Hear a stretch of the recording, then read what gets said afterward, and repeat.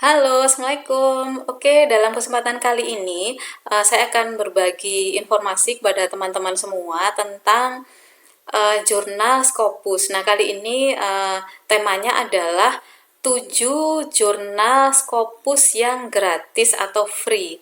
Nah, nanti video ini terbagi menjadi dua ya. Ini masih part 1, 7 jurnal Scopus, dan nanti pada video berikutnya kita akan mengupas lagi 7 jurnal Scopus yang lain yang tidak berbayar. Nah, untuk ulasan dalam video ini, saya akan mengulas memberi informasi kepada teman-teman semua tentang nama jurnalnya, kemudian durasi terbitnya, kemudian alamat jurnalnya, dan bukti bahwa dia memang Scopus dan kuartil berapa. Nah, informasi itu nanti akan kita bahas satu persatu. Dan juga negara. Jadi jurnal tersebut berasal dari negara mana. Oke, langsung saja.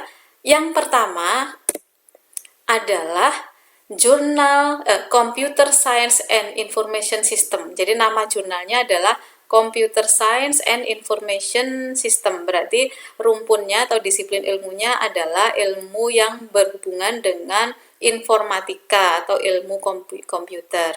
Nah, jurnal ini berasal dari Serbia. Kemudian untuk durasi terbitnya antara 3 sampai 4 bulan. Ini perkiraan saja teman-teman ya, berdasarkan saya melihat dari terbitan, kemudian dari jurnal, isi dari jurnal apa? Terkadang di dalam jurnal itu kan ada informasi tentang jurnal ini disubmit tanggal bulan berapa, kemudian publish bulan berapa, dan juga melihat dari dalam 1 tahun itu ada berapa volume. Nah, itu durasinya rata-rata 3 sampai 4 bulan untuk jurnal ini. Kemudian kita coba cek untuk apakah dia itu benar-benar terindeks Scopus, kemudian kuartilnya berapa. Nah, ini di sini saya langsung hubungkan dengan situsnya. Saya klik ya.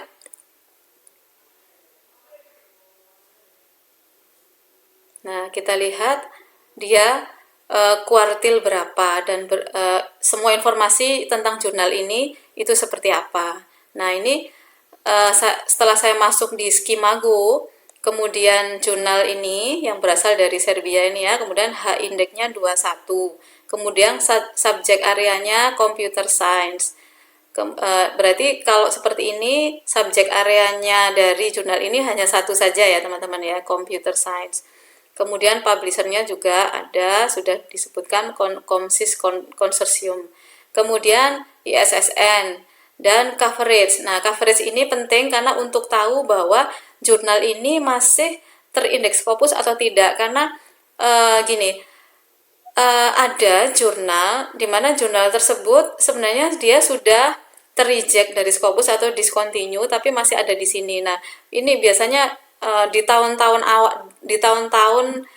di mana dia di reject. Misalnya dia di rejectnya di tahun 2019 2020, maka di Skimago ini masih terindeks, masih ada informasinya, tapi di sini dituliskan biasanya cancel atau discontinue dan seterusnya. Nah, kalau informasinya ongoing ini artinya jurnal tersebut masih terindeks Scopus. Kemudian homepage-nya juga bisa dicek di sini. Dan kuartil. Nah, kuartilnya kita bisa lihat di tahun terakhir ya. Sebelumnya dia pernah Q2. Nah, ternyata pada tahun 2000, tahun terakhir ya, karena laporan untuk kuartil itu kan terakhir kan 2018, 2019 biasanya setelah Juni. Nah, ini berarti untuk kuartil di laporan terakhir adalah Q3. Nah, itu jurnal ini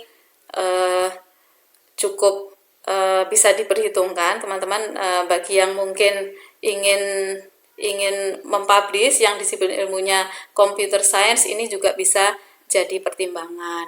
Nah, itu yang pertama. Nah, sekarang kita lihat untuk homepage-nya. Homepage-nya bisa melihat di sini.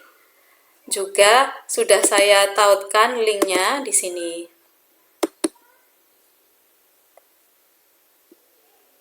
Nah, ini untuk informasi dari link jurnal tersebut, ini komsis.org. Nah, teman-teman bisa langsung klik di homepage-nya itu. Kemudian ini semua informasi terkait dengan jurnal tersebut. Nah, dari sini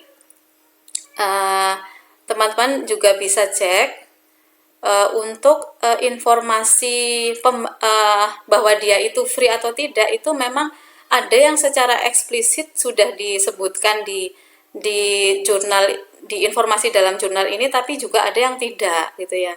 Jadi kita kalau misalnya kalau misalnya memang secara eksplisit itu lebih mudah kita yakin ya, tapi kalau tidak, teman-teman bisa mengirim email ke editornya, mengirim email apakah jurnal tersebut free atau tidak, itu nanti biasanya akan dijawab.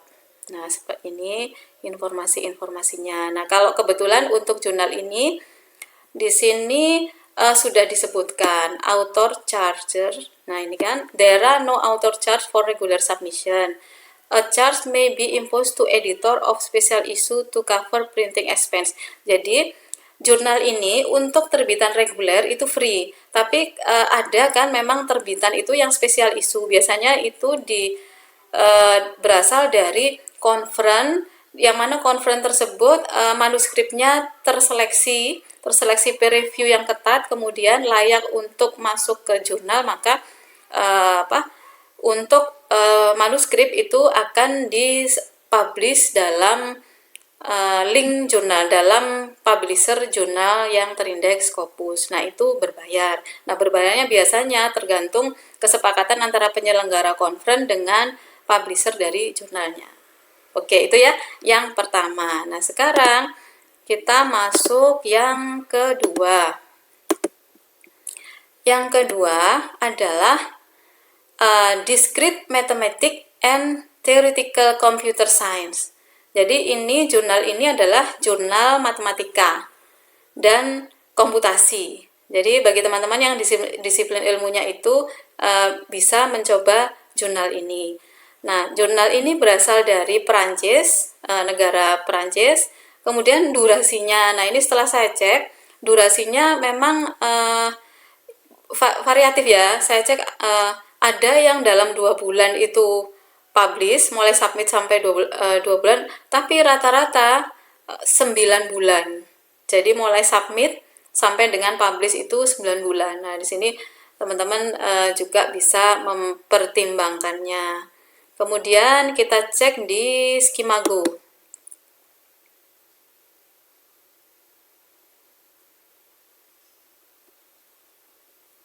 Nah, di Skimago informasinya untuk age index ini 18, kemudian subjek areanya computer science, kemudian matematik, discrete matematik, dan theoretical computer science. Jadi ada 3 sub-subjek dari jurnal ini. Kemudian publishernya ini Mason, kemudian ISSN-nya ada, coverage-nya. Nah, ini jurnal ini berarti pernah cancel kemudian masuk lagi. Nah, ini buktinya. Jadi coverage-nya 98 sampai 2000, kemudian 2003 keluar, 2004 masuk lagi sampai sekarang ongoing. Kemudian untuk kuartilnya untuk computer science ini Q2, kemudian untuk discrete matematik dan theoretical Q3. Nah, sekarang kita cek untuk page-nya, untuk homepage-nya.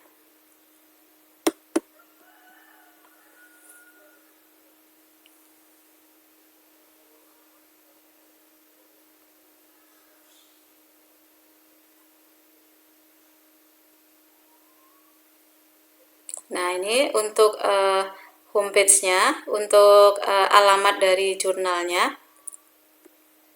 Ini teman-teman, jadi di mtcs.episine.org. Nah, di sini. Kemudian di sini juga teman-teman bisa mengecek semua informasi yang berhubungan dengan jurnal. Nah, ini kebetulan link ini saya masuk langsung ke Open Access and Free License ini untuk memberi informasi bahwa jurnal ini memang gratis gitu ya. Ini kan is Open Access Peer Review Journal, Friends dan seterusnya. Di sini memberi informasi bahwa jurnal tersebut free. Oke, sekarang lanjut ke berikutnya. Yang ketiga, International Journal of Integrated Engineering. Nah, jurnal ini adalah jurnal yang berbau teknik ya. Jadi yang rumpun teknik atau engineering. Nah, untuk negaranya, jurnal ini berasal dari Malaysia. Kemudian duration terbitnya 3 sampai 4 bulan. Nah, kebetulan saya pernah menerbitkan di sini, teman-teman. Ya cukup ketat, tapi juga peluangnya juga cukup besar ya. Terus untuk jurnal ini itu ada special issue, ada reguler. Jadi yang free itu adalah yang reguler.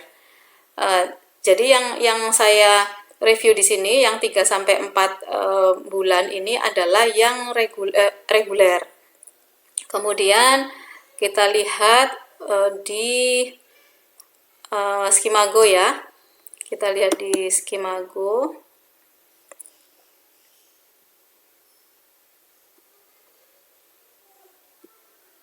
Nah, ini karena jurnal ini masih baru ya, jadi age index-nya masih 5, tapi dia memiliki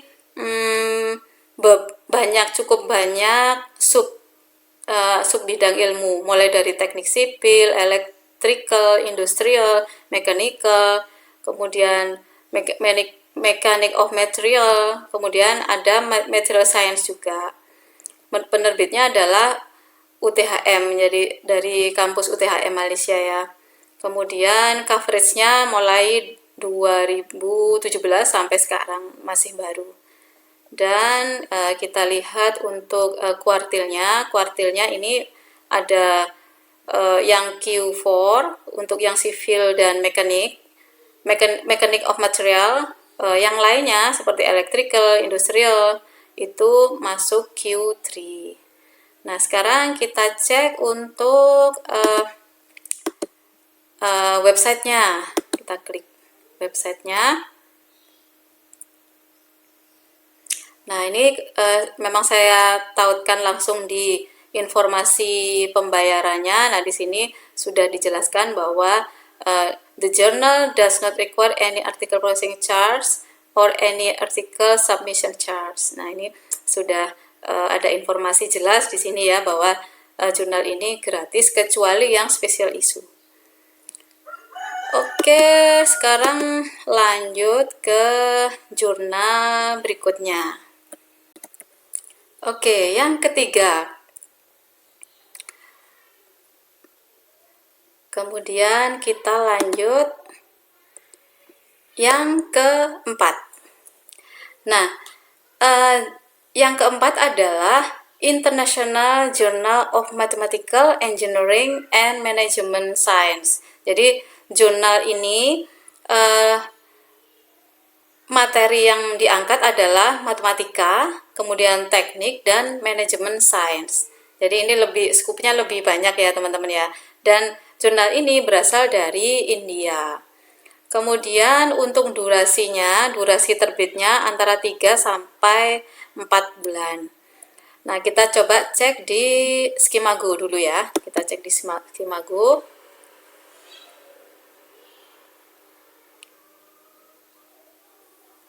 Nah, di Skimago di sini informasinya age index-nya 4, ini jurnal baru sepertinya ya. Kemudian untuk subjek areanya seperti yang saya jelaskan tadi ada 1, 2, 3, 4. Ada 4, kemudian publishernya International Journal of Mathematics. Jadi publishernya dari dia sendiri ya. Kemudian untuk coveragenya mulai 2016 sampai sekarang. Nah, sekarang kita lihat di kuartilnya. Kuartilnya mulai dari Q3, kemudian Q2 dan Q4. Jadi yang engineering ini kebetulan Q2 ya. Jadi mutunya bagus. Yang Q3 juga rata-rata. Oke, ini untuk informasi di Skimago. Sekarang kita lihat di jurnalnya, di link jurnalnya. Kita cek.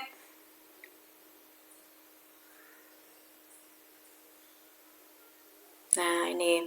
Jadi ini linknya adalah ini. Kemudian untuk informasi tentang fee-nya ini sudah ada penjelasan. There is no submission publication fee for regular article. Only extra page charger are there thereafter formatting the final paper. Jadi ini kalau lebih dari target batas maksimal paper, batas halaman paper, maka akan kena cas. Tapi kalau tidak, itu tidak. Nah, ini sudah diberi penjelasan bahwa manuskrip itu harus tidak boleh lebih dari 10 halaman. Jadi kalau misalnya 11 halaman, maka chargingnya pembayarannya adalah 2.500 rupiah per halaman. Nah, ini kan India ya, 2000 atau ini yang untuk domestik, tapi kalau yang foreign itu 50 USD per page. Nah, itu ya. Oke, itu teman-teman. Kemudian kita lanjut ke jurnal yang kelima. Jurnal yang kelima adalah Journal of Information and Communication Technology. Lagi-lagi dari Malaysia. Nah, untuk durasinya dari jurnal ini adalah 3-4 bulan. Nah, sekarang kita cek di Skimago.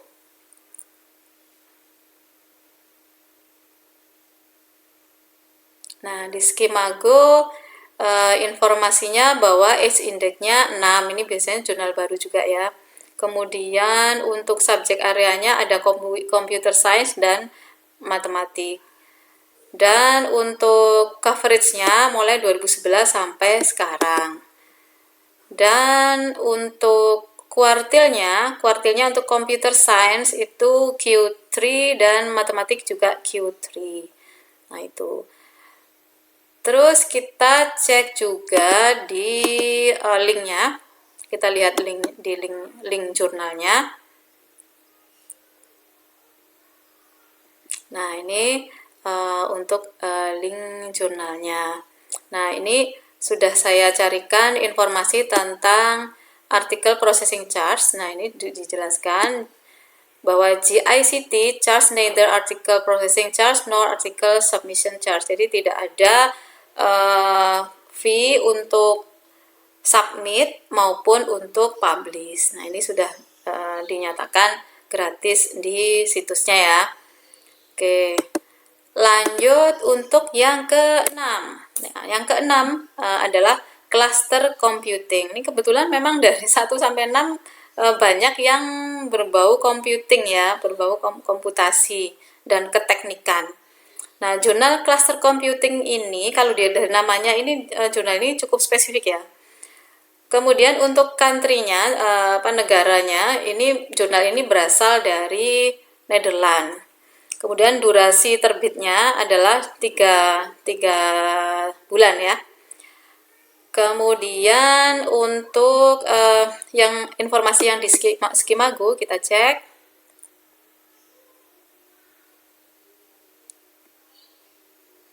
Nah, ya betul ya kan.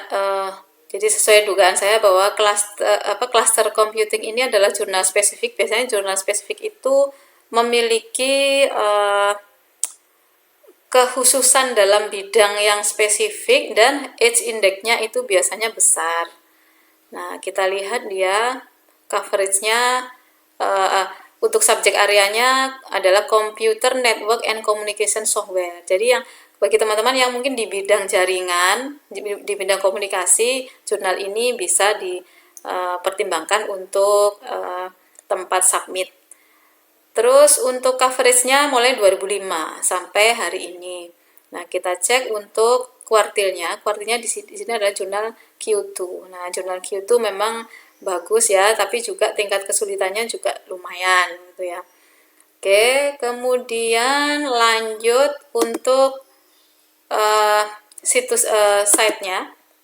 Kita lihat di site-nya.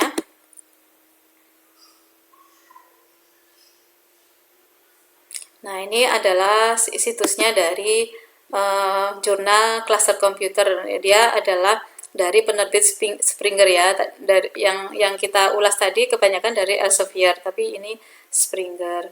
Kemudian di sini juga ada semua penjelasan ada di sini. Kebetulan di sini memang tidak dijelaskan secara transparan tentang charging ini, tapi dari korespondensi kita bisa tahu bahwa jurnal ini gratis atau tidak. Oke, lanjut ke jurnal yang terakhir. Nah, jurnal yang terakhir untuk part ini adalah jurnal Microsystem Technologies.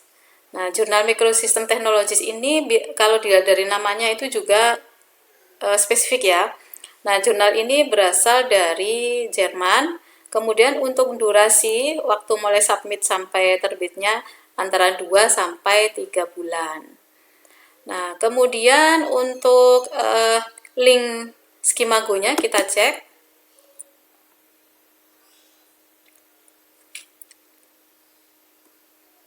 Nah, ya betul ya. Jadi biasanya yang spesifik itu age index-nya tinggi. Jadi age index tinggi, peluang untuk bisa diterimanya pun juga agak susah gitu ya. Tapi ya selama artikel kita bagus, kenapa tidak gitu ya, bisa dicoba.